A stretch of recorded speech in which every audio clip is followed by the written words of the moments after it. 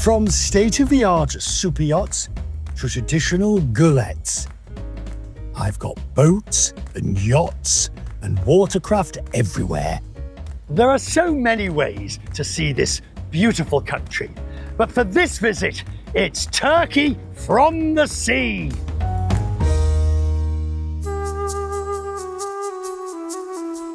I'm back in one of my very favourite places. And this time, I'm taking a look at it from a very different perspective. We're on the water, and there's no better place to start than that most traditional of Turkish vessels, the gullet. I'm experiencing the southern coast on board the Queen Duru.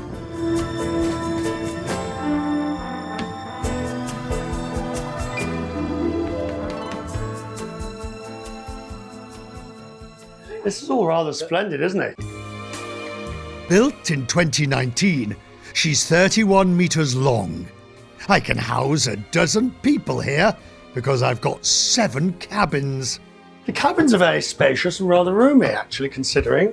I think we know who's in here. Boats are built for sailing, and as I've chartered the Queen Duru, even if only for 24 hours, this coast is mine for the taking. But where to go? The yacht club owner and sailing fanatic Edam Dirvana is on hand and has good advice. This whole coast, how would you describe it? It's the Turquoise Coast. We are right at the corner of Turkey, southwestern corner, where Aegean meets Mediterranean. And this is the prime area for cruising, for yachting, Yes. for visiting. Yes, it offers really sheltered areas. Look, we are protected from north and south, strong winds and swell. All islands are protecting us. So there are so many places to hide and seek. Before boarding my gullet, which costs around $20,000 a week in high season, I'd been invited to the TYBA Yacht Charter Show in Göcek to see how the other half lives. The prices here are rather more eye-watering. And with me is Artful Andrew, ever present and always ready to turn a good time into a great one. And you, sir, need... Oh, a hat, of course. Let's do it. You smooth... Hello, sir. How good to see you. How lovely to see you in real life. I've been watching you on the screen all the time. There's a difference, isn't there, between just big, luxurious, and glamorous, sleek, elegant. Elegant. Elegant is the word. Grande elegante. Elegant is the word. One sailor's dream vessel is another man's nightmare. The difference in all of this is in the eye of the beholder. There are a couple of truisms about yachts that seem to be universal, be they big or small. They are always expensive and... However big your boat is, somebody bigger is going to park next door. The more you have money, the bigger you want the boat. This is unashamedly wealthy. To just take part in this, you have to be ungestuckt rich. The rule for running cost of a yacht is 10% of its value. Let's say it's a $20 million yacht. Its annual running cost, crew, fuel, parking, maintenance is like 10%. If you are very careful, you can bring it down to 6, maybe 7%. This is the annual running cost of it. Why does everybody always have to take their shoes off when they're getting on one of the deck? So? Best not to damage this super yacht. After all, it costs around $1 million a week to charter in high season.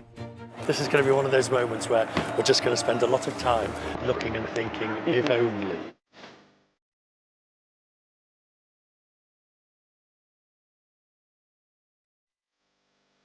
The Alfa Nero is a celebrity yacht with an interesting past. She's all about luxury. Just think about it. Only 6 cabins.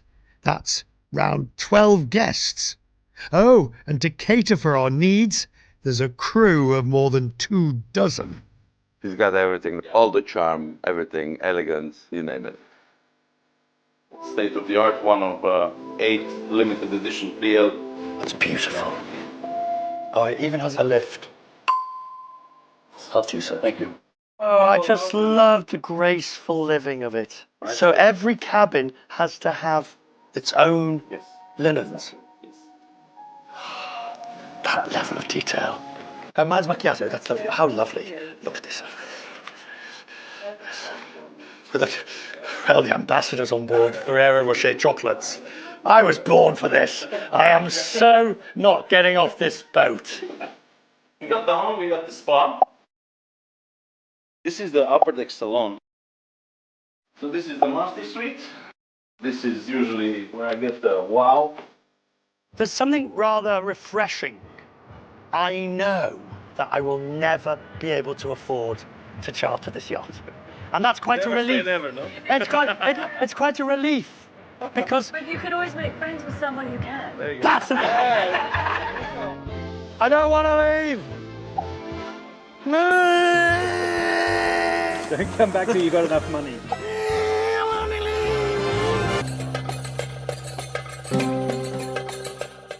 The Bodrum Yacht Club harks back to more innocent times, where well-fed dogs make guests feel guilty if they don't feed them, and children jump from boat to boat, seemingly without a care in the world, giving today's parents palpitations.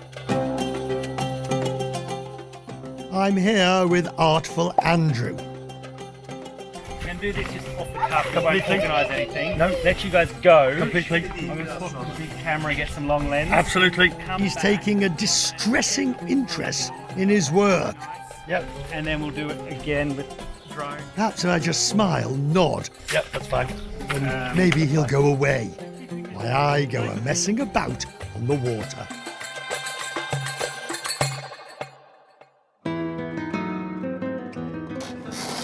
Adam Deravana is the man who told me where to go on my gullet. He's the master and the captain of the yacht club. Tell me about this boat. Yes, this boat was built in 1920. She had been sunk and left underwater for 2 years and left to rot on land for another few years. There were watermelons growing in her. And my father bought her in 1950. I was born in this boat, literally. Since I'm 10 days old, I've been sailing on this boat. And my father showed me the ropes, and when he passed away, I became the custodian. How important is the water to Turkey? Well, it is very, very important. We have a huge coastline. We have 8,000 kilometers of coastline, and is an amazing spot with good winds, long season, interesting sights, ancient history, all kinds of tastes, good food.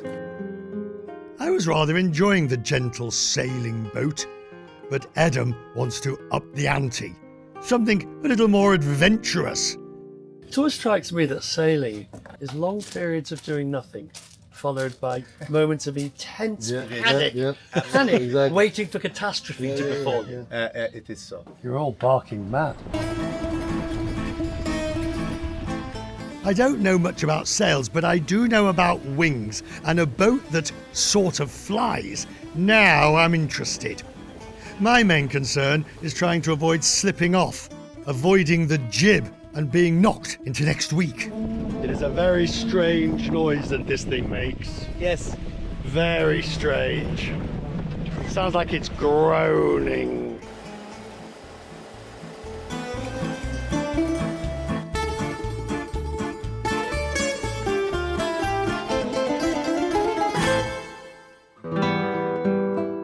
Wow. Who can resist Le Classique? This is beautiful.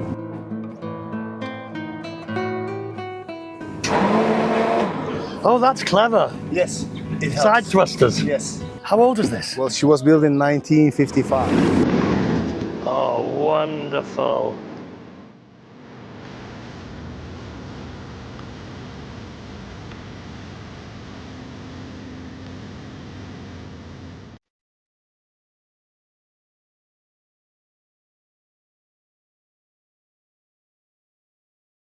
Grace and elegance, speed and beauty, age and tradition. I enjoyed them all. This month I'm exploring a section of Turkey's southwest coastline. Locals call it the Turquoise Coast.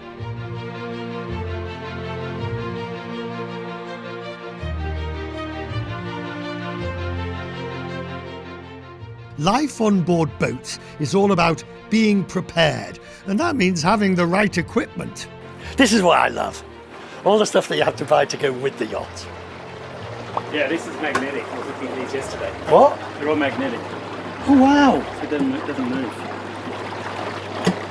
Oh, I like that. Oh, that's cool. Whether I'm on a traditional Turkish gullet or a super yacht, I must always look the part. In times past, to get ahead, get a hat was a much loved phrase. It's one I've tried to follow, but oh dear. My hat's disgraceful. I need to get a new hat. No, I need to get a new hat. Something sort of stylish. Now look at this. This is what it should look like. This is what it should look like, but mine's starting to look disreputable. I need to go and buy a hat after we finish here. Yes, look at this. This is all. Look at this. This is quality. Thank you, sir. Now we should be able to find a hat here. Oh, that's very splendid, isn't it? I think this is the right colour. That's everyday yachting. Everyday yachting, and then this is for cocktails in the evening. Now, hat on head, I'm back on board the Queen Douro, the gullet I chartered for the day. Well, the boat doesn't only come with its captain and crew. Richard, we need you in the kitchen. Excellent. Charters come with a chef who'll prepare the meals. The food, by the way, costs extra. How wonderful to see. Welcome to my galley. Denise Gert has spent hours in ship's galleys, large and small. Normally she provides chefs for super yachts, but today she's agreed to get the apron on and remember what it's like when your kitchen barely has room to turn around. Let's start with the shrimp stock. Oh my God. And today she's making risotto. In the meantime, let's saute the shrimp. After the onion, I'm gonna add the rice straight away. Now this is where it could all go horribly wrong for me. Rice is singing, you hear? Singing! Your average white rice won't do. No. Only arborio and carnaroli rice. Arborio Arborio? or carnaroli rice. I'm gonna add salt and saffron.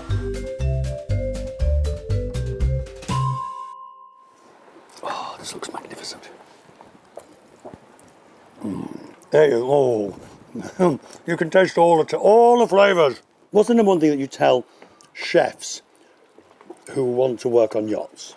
Always searching the best ingredients. They have to have a knowledge of the variety of cuisines. You can't become a yacht chef directly from the culinary school. You have to work in the restaurants like a couple of years to understand the dynamics, to see the different kind of requests, to make every meal fascinating. So that's why after a while you become a chef, yacht chef. Being a yacht chef requires imagination, mixed with skill, layered on tact, and finish off with a sauce of charm. At this yacht show in the seaside town of Göcek, I've been invited to be a judge in a competition for yacht chefs. Look at this! It smells amazing. Street food elevated into gourmet creations. Yes. The first course is the traditional Turkish wedding stew. The presentation is lovely, isn't it? We have got Albanian-style liver, which, if I give the local pronunciation of my dear friend next to me, is Arnavut, Arnavut ciğeri. ciğeri. explain a little bit about the second course? Please do. One after the other, I'm tasting their culinary miracles. It's shell with braised lamb, plum salsa, and kashkaval. Concocted in small galleys, they're performing culinary miracles. I love the presentation of that. This is the ring-shaped dessert halka tatlısı. similar to Turkish-style churros. As Denise said, these dishes require both skill and imagination. There's a lot going on in this one. Who am I to judge? I am a dessertaholic. I'd struggle to produce anything half as tasty, even on dry land. Thank you for your hard work. Wonderful, thank you. Where were my shoes?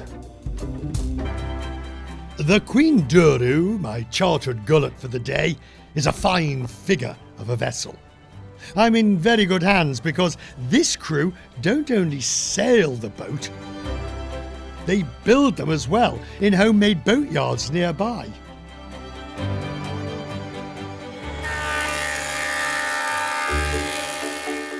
Look at all this. Do you build to order or do you just build and then hope to sell? Amcaoğlu onun, halaoğlunun, bu da dayıoğlunun. Kendileri için de yapıyoruz, satıyoruz da. It's both. It's their cousins.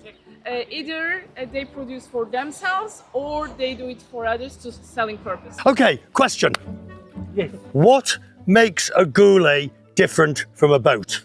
Wooden. Really? Yeah, you know, I guess I know what wooden is.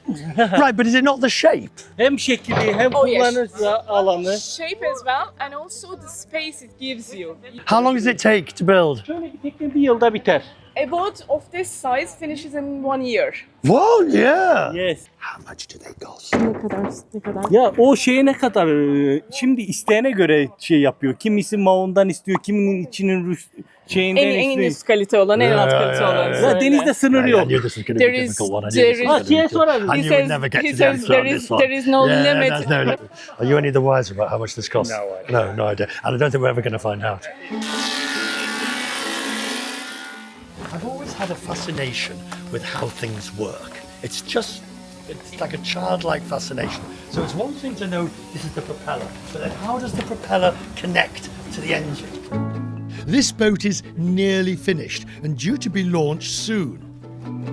I hate heights, but I've been invited to inspect it close up, and I've still got loads of questions. The boat builder seems reluctant to reveal his secrets, but thankfully, our friend from the yacht club is here with the answers. But once it's in the water, how can they then see if anything's leaked through? Because you can't get to this once it's in the water. Well, if it's leaking, the water goes inside the boat. You see that water starts coming in. But as it leaks, as the water comes in, the wood expands, and that's how the system becomes watertight. Right, but will that hold it for forever? No. I've spent a lot of time on boats, but now it seems everyone wants me to get in the water.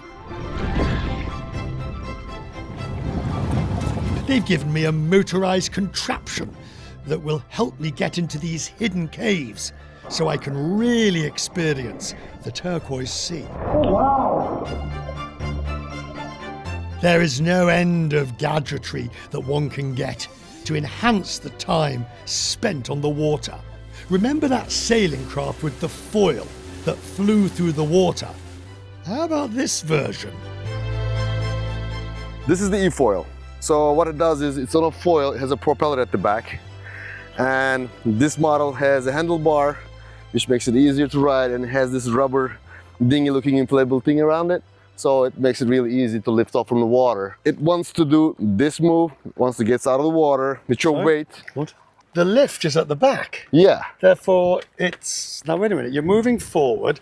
The lift is coming up from the back. And turning right and left, with this model, you have a handlebar. You can just, shift your weight. Just it's shifting weight. Exactly, There's no shifting. turning It's not, of the- not like that. Right, Perfect. yes, exactly. yes. That's how All it right.